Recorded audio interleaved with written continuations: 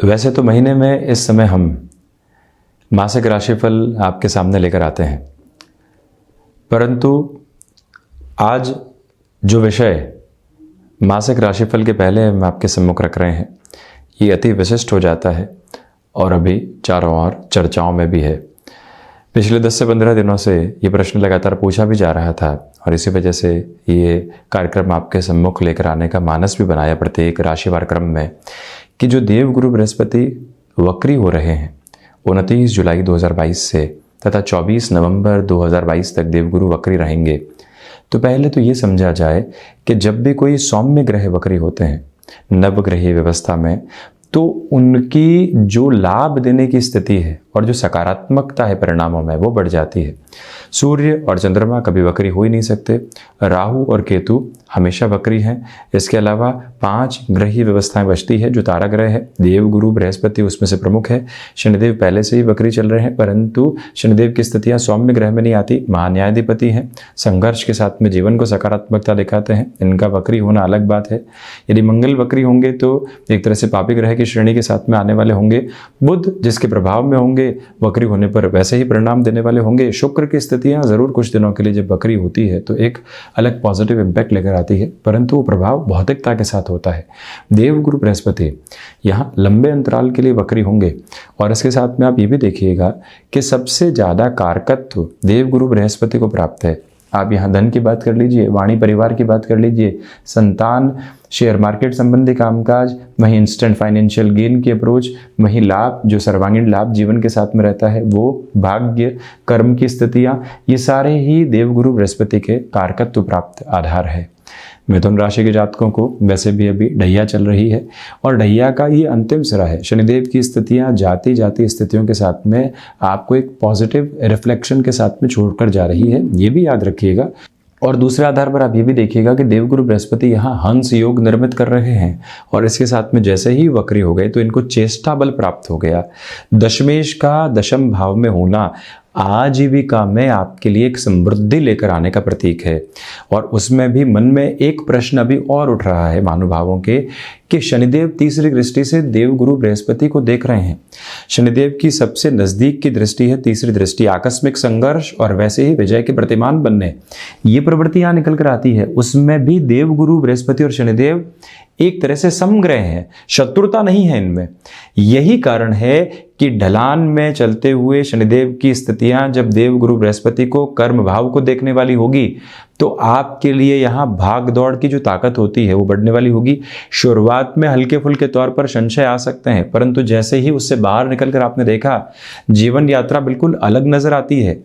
10th house की lordship 10th house में है, तो इसी वजह से ये एक स्पेसिफिक नोट रहेगा कि आपके लिए जॉब में जो एक तरह से प्रॉस्पेरिटी बननी चाहिए, जो एक तरह से आपके मान और सम्मान में वृद्धि होनी चाहिए, वो इस समय अंतराल में मौजूद है। आप यहाँ किसी भी चेंज का मानस लंबे समय के बाद बना चुके हैं, हिम्मत खोज रहे हैं बाहर, परंतु है वो भीतर। और यही ताकत यहाँ आपके साथ में उपस्थित रहती हुई नजर आती है। बृहस्पति की इन स्थितियों की वजह से एक और बात पर आप निरंतर गौर कीजिएगा कि पिता के साथ जो संबंधों के अंदर दुविधाएं बनी हुई थी उससे भी आप काफ़ी हद तक पुनः एक कॉर्डियल बेस को एस्टेब्लिश करने वाले रहेंगे। उसमें कोई भी चिंतित होने वाली अवस्था दूर दूर तक भी नहीं। ये भी समग्रता अपने साथ में रखने की आपके लिए आवश्यकता है कि यहाँ पर बिजनेस में आप चल रहे हैं और बिजनेस में मेटल, कंस्ट्रक्शन, एजुकेशन, साथ ही साथ में टिम्बर संबंधी कामकाज, कोई भी कमीशन संबंधी कामकाज का लंबे समय का बेस होता है, विदेश संबंधी किसी भी कार्य की संकल्पना, ऐसी किसी भी स्थिति के साथ में आप चल रहे हैं, शनिदेव की तीसरी बेहतर दृष्टि जो यहाँ पर एक तरह से देवगुरु बृहस्पति के साथ जुड़ी रहेगी, ये पॉजिटिव है। ये दोनों ही ग्रही व्यवस्थाएं यहाँ द्वितीय भाव को देख रही है। इसी वजह से घर परिवार के साथ में संघर्ष निकल कर आ सकते हैं, इससे इनकार नहीं करेंगे, परंतु वहीं पर धनागमन की स्थितियां सुदृढ़ है।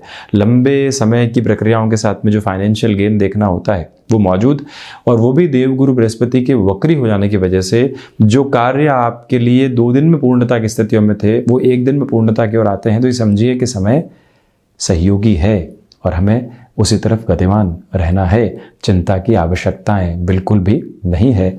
और वहीं पर देवगुरु बृहस्पति या बुध के राशि स्थान को देखने वाले होंगे। मानसिक सुख में ज़रूर कमी बनी रहेगी। वहीं उद्वेलित करने वाली स्थितियां साथ में है। एंग्जाइटी ड्रिवन इश्यूज हल्के फुल्के तौर पर परेशान करते हैं। परंतु एक और बात निकल कर आती है कि सर्विस इंडस्ट्री संबंधी कामकाज में बेटरमेंट, माता और पिता के साथ संबंधों में पुनः निखार आना, उनका वात्सल्य प्राप्त होना, और वहीं पर आपके लिए कोई भी फाइनेंशियल बर्डन बनी हुई थी, गौर कीजिएगा कि देवगुरु बृहस्पति वक्री रहते हुए, सौम्य ग्रह वक्री रहते हुए 9वीं अमृतमयी दृष्टि से ऋण भाव को देख रहे हैं, मंगल के राशि स्थान को देख रहे हैं। लंबे समय से किसी न किसी फाइनेंशियल बर्डन की वजह से जीवन यहाँ परेशानियों के साथ में घिरा हुआ था और आप वहाँ एक रिलीफ को एस्टेब्लिश करना चाह रहे थे। अब इस समय को आपके लिए एक अलग पॉजिटिव बेस के रूप में देखा जाएगा। परंतु आप यहाँ पेट से संबंधित समस्याओं से जितना सावधान रहेंगे, उतना जीवन के भीतर बेहतरी को अपने साथ में जोड़ने वाले होंगे। ये एक बात और ये एक मूल मंत्र अपने भीतर तक स्थापित करके रखने की बारंबार आवश्यकताएं है। और वहीं शत्रु हावी होने वाले नहीं हैं। इसी वजह से मन के भीतर आप पूर्णतया एक जागृति बनाकर रखिएगा। वहीं सप्तमेश यहाँ दशम भाव के साथ में है। व्यापारिक जीवन में उत्तरोत्तर प्रगति बन रहेगी, परंतु धीमेपन के साथ में रहिएगा। साथ में ही आप ये भी देखिएगा कि गृहस्थ पक्ष को कामकाज में सम्मिलित करना चाहते हैं। यहाँ पर एक पॉजिटिव बेस आपके लिए कंटिन्यूअस नोट पर एस्टेब्लिश है। और वहीं मन के भीतर एक ही बात को बारंबार दोहराने की आवश्यकताएं आपके लिए रहेंगी कि जो आप फ्लेक्सिबिलिटी की पोजीशन को एस्टेब्लिश करके चलना चाहते हैं, वो भी यहाँ बहुत अच्छे से आपके साथ में बनी हुई है। कोई भी दुविधा नहीं है। तो मिथुन राशि के जातकों के लिए इस परिवर्तन को प्रभावी कहा जाएगा, धन लाभ वाला कहा जाएगा। स्वास्थ्य में स्टमक को रिलेट करती हुई प्रॉब्लम्स के साथ में थोड़ी सी दुविधाओं को देने वाला भी कहा जा सकता है। भाग्य के साथ में दोबारा का संबंध है, परंतु स्थितियाँ ठीक है।